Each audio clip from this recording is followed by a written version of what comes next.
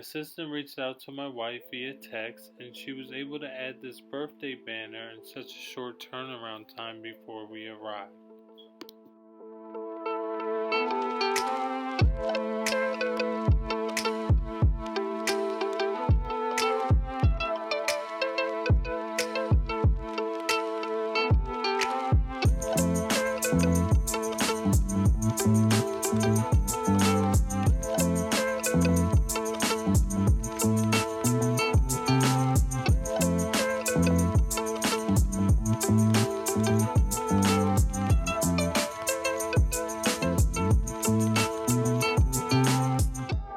So we noticed that in this Wolfden suite, the kids on their bunk section do not have a TV.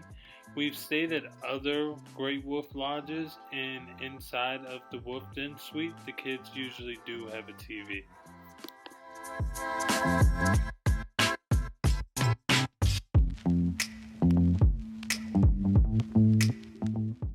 The rooms do come with mini refrigerators, and although they do not have a microwave in the room, they do have 2 sets of microwaves in the hallway and ice machines.